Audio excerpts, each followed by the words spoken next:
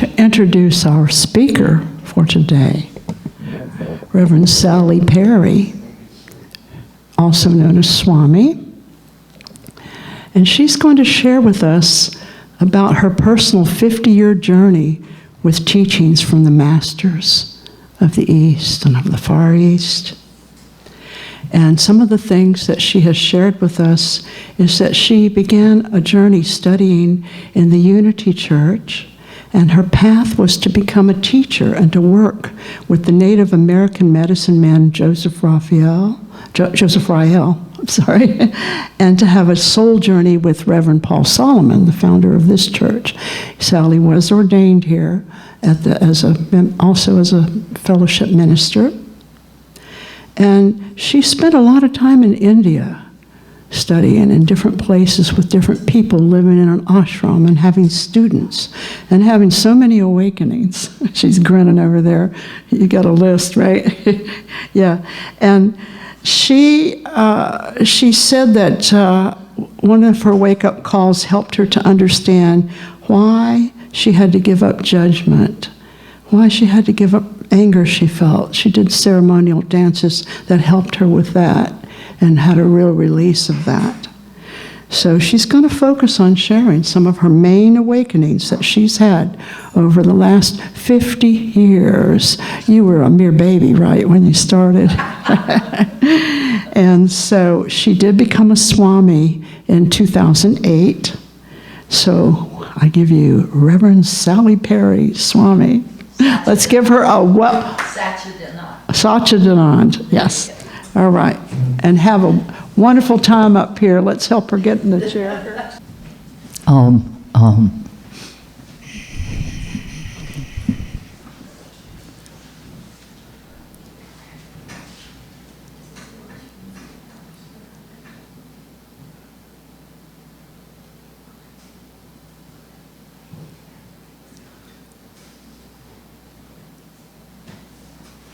It's all energy. Everything's energy.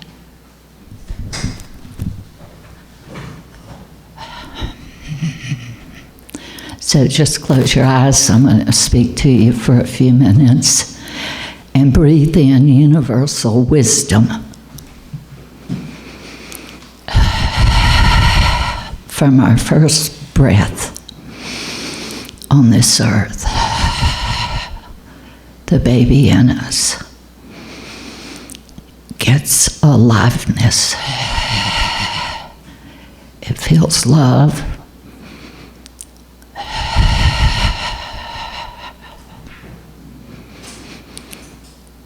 That love is invigorated or destroyed by its surroundings. But as it grows,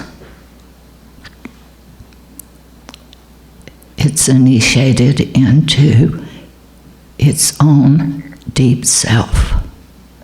3, 5, 7, 10, 12.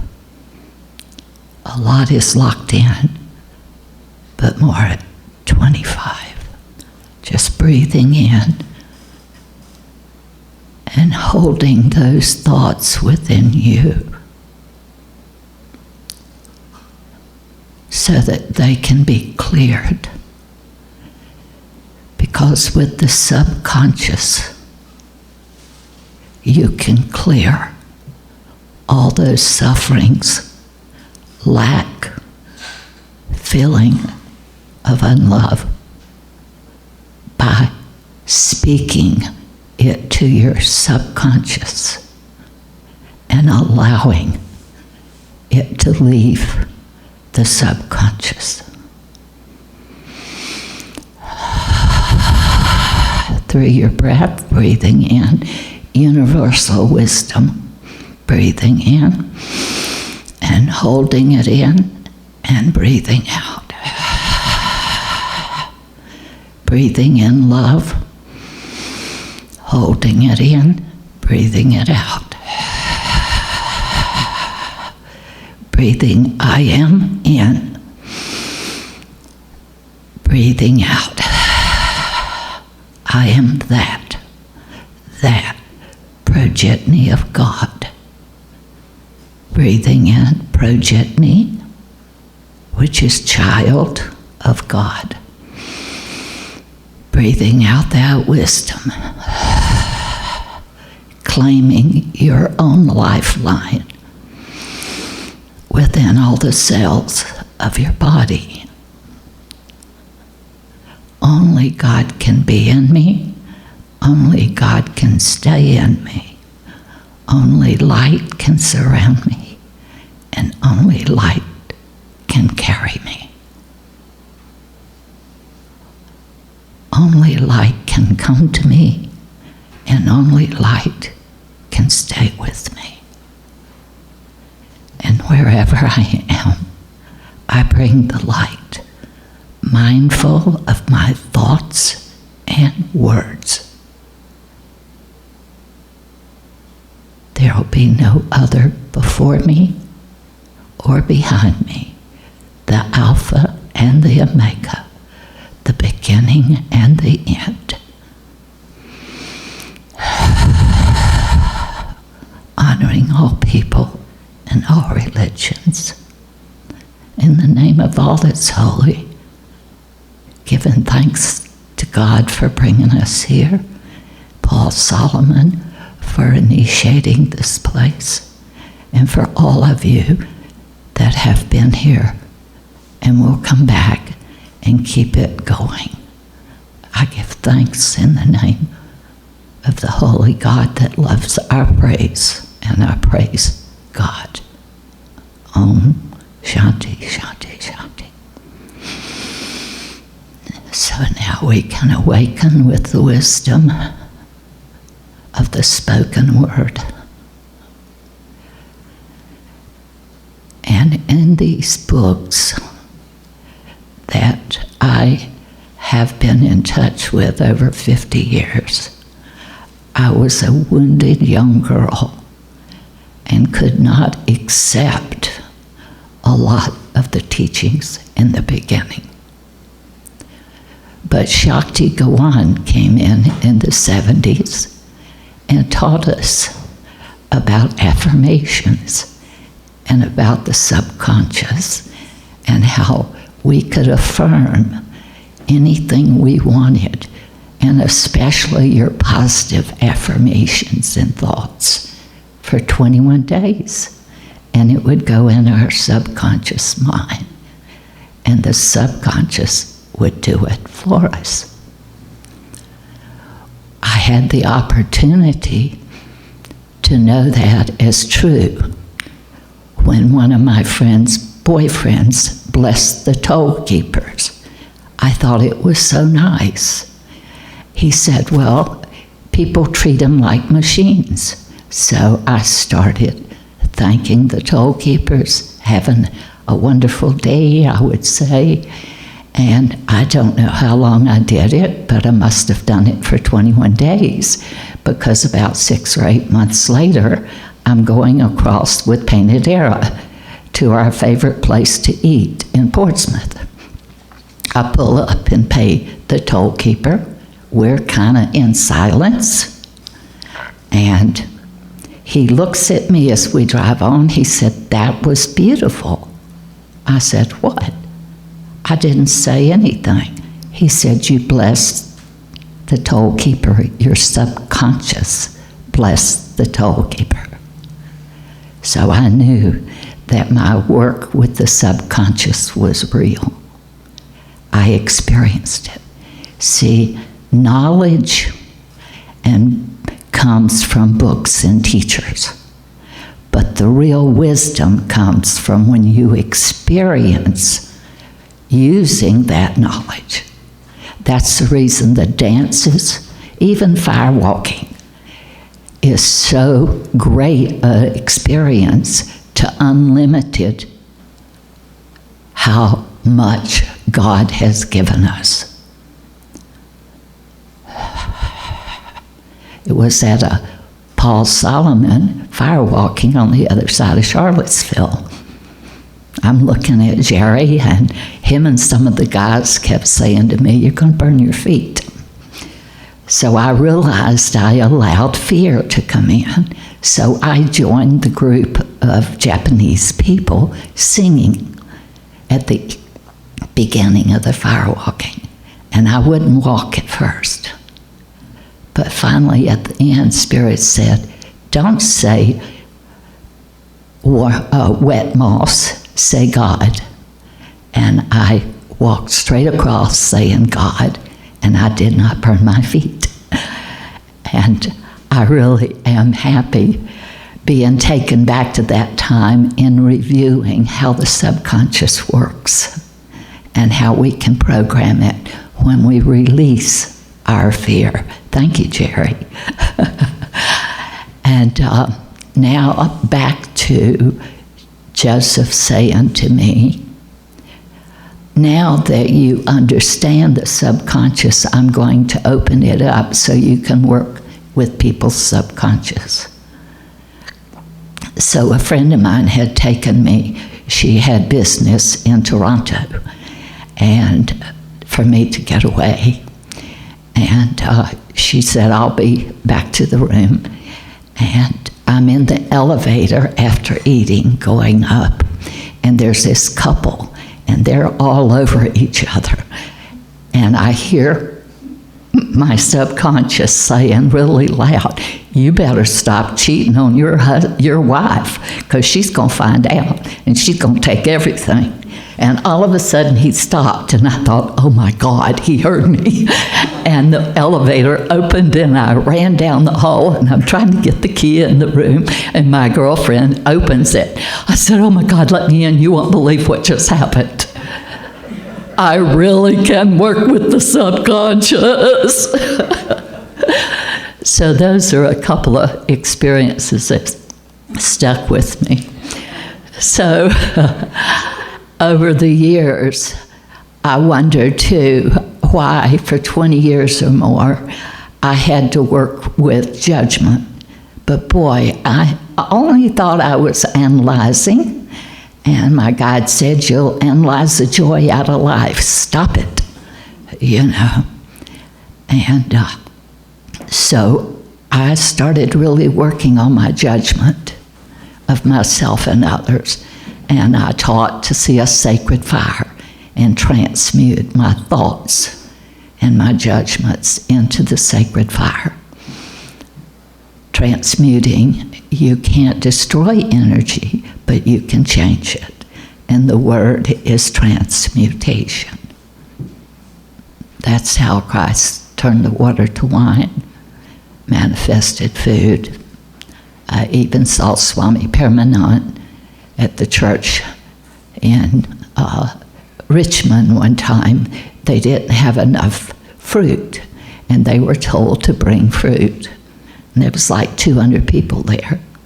And the minister, what do we do? I said, I bought some, but you know, you should have kind of backed it up. I said, I guess we'll just call people up that bought fruit. Swami goes, Nahi, which meant no, very emphatic in India. I said, okay, so all. And he's handing them 2 pieces of fruit, not 1, 2, and he's looking at me. When are you going to believe? You know, I could hear him. And he'd look at me, Sally G, give him another one. When he got through, the basket was a third full. And the minister was saying, what'd he do? How'd this happen? I don't know. So manifestation is real too, but it has to do with our beliefs. And those beliefs have to be in our heart. They have to be through faith. In India, they call faith Shraddha, which means the faith of the heart. And as healers, or anyone, the only thing we can really do is give people faith, hope, and charity. The greatest is charity. I tend to feel that faith may be, and I've been in hospital rooms where I've had to pray in the corner for people's faith to be, they've almost let it go, and they're crying, and we're praying. And one example is the wife sat up in bed and said, I want some of that. And she got better. Yeah. That was the husband drawing in, and the divine working through me to pray, to increase his faith, increase the faith. So I learned from that sometime if I had heavy-duty cases, or I myself was working through heavy-duty situations, that I would pray for my faith, my shraddha, to be increased. So again, this chapter talks about the amoeba, the select cell called the amoeba, that's the brain. And that original cell is in all of us, which is God. It's the God cell, an amoeba. But when you get to the subconscious, it's no part of the brain, nor an amoeba. It's a ganglia. And this is what really blew me apart when I found it 5 years ago, after having those books 40-something years. It's talking about the mind, what it could accept. That the ganglia is connected below the center of the heart. It is no way connected to the brain. So all those Russian thoughts you have are from your subconscious. And when I first started meditating, my mind was like 1,000, I thought it was my mind, runaway horses. And by 87, I broke through to higher mind. My mind's like the sky. I know nothing, but I have access to everything. So I would encourage you to pay more attention to your subconscious, because we can also talk to it, because what happens is what you think and what you speak. Sai Baba said, be careful what you feed your subconscious of your likes and dislikes, because it will keep doing that for you, your subconscious. So you perpetuate those dislikes of people, places, and things.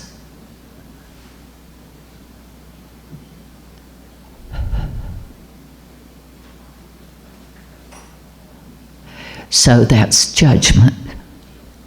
The subconscious knows no difference. So it doesn't judge. It'll take up doing what you teach it through your thoughts and words. The other thing that really brought this home to me, it was in the 80s, 81 when I met Painted Arrows, so it may have been 85 when he asked me, how did you become a millionaire in 4 years? Well, I became a millionaire in 4 years. I created 5 businesses. And then 5 years later, I lost it all. So I went straight up, straight down in an 8-year period. And 8 is eternity. So I said to him, I really have tried to figure that out, but the only thing I really did every day, all the time, was say to myself, inside and outside, I'm going to be a millionaire. I'm going to be a millionaire. I ate it, I slept it, I worked 4 years without a day off.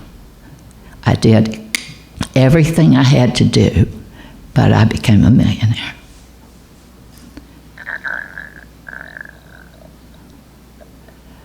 So I knew how powerful what Shakti Gawan had taught us earlier in the 70s, that what you keep affirming, you're going to create, because your subconscious will create it for you. Now you can say to your subconscious, and start with, all my negative thoughts and patterns, I ask you to dissolve it. All my negative thoughts and patterns are dissolved. You can affirm that for 21 days, and it'll be taken care of, I guarantee you.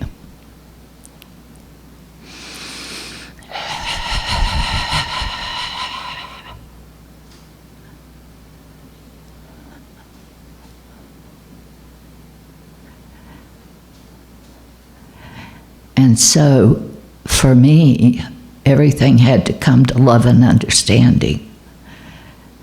I was a little warrior when I was young. I was the only girl that took boxing in the 6th grade. And I knocked the guy out, and it scared me so bad that I ran out of school and they couldn't find me. I went in the woods and drew a circle and fell asleep. So it was about 5 o'clock in the afternoon before somebody found me. But I later realized that I looked in his eyes and I saw the fear I had as a young girl. And I knew I had to kill that fear. I had to knock it out. Yeah.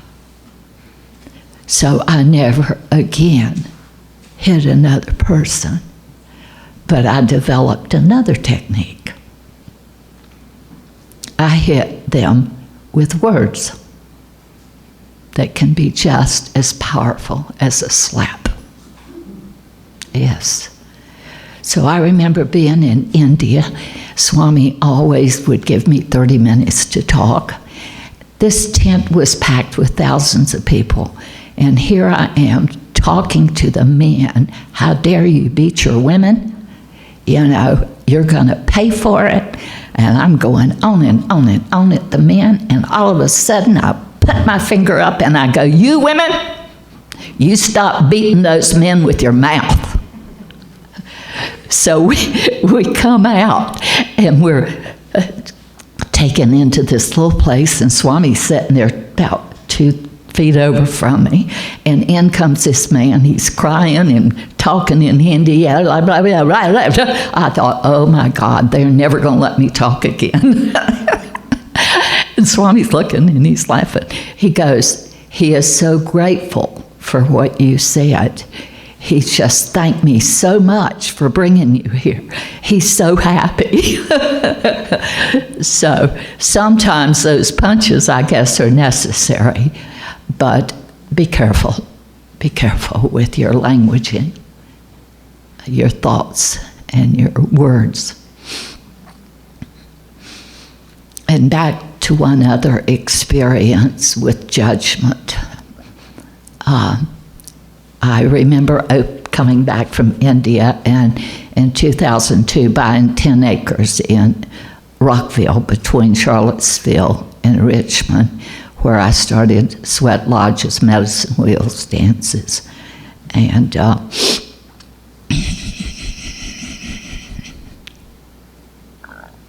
wow, that was a long time ago, it seems like now.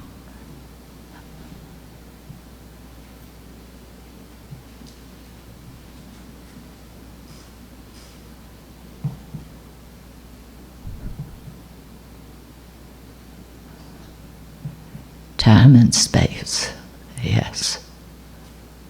I learned a lot about limitations there.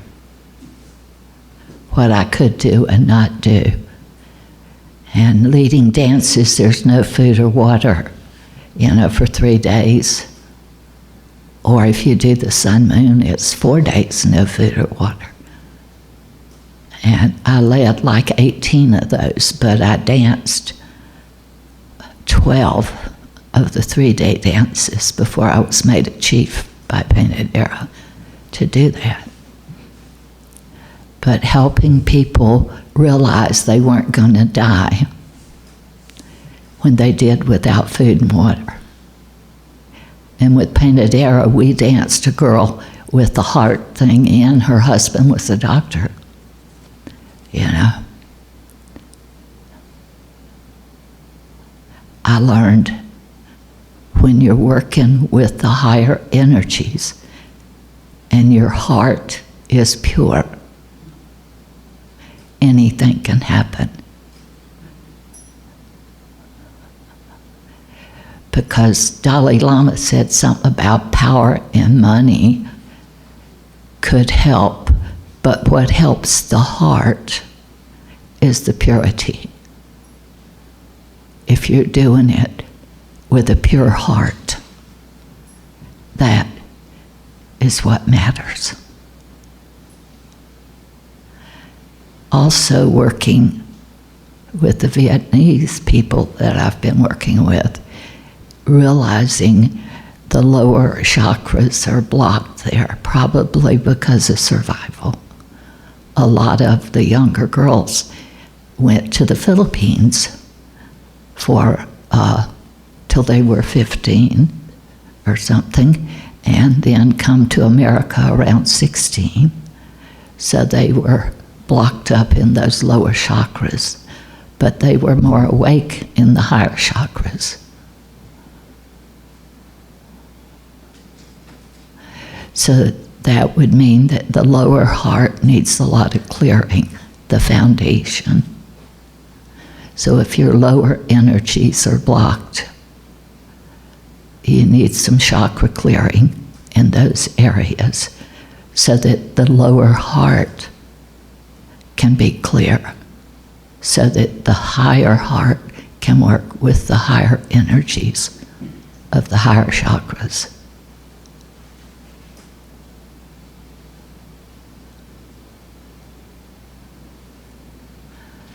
So I get my teaching. Thank you. I get my teachings from experience, and that is where your wisdom comes. So take the words from anyone that you wish to, and the books, the knowledge. Experience them for yourself, and you'll get the wisdom. So again, breathing in universal wisdom and breathing out universal wisdom. Breathing in universal wisdom. Breathing out universal wisdom. I am the progeny, child of God. I am that. And that is progeny in lots of religions, or God. I am that I am.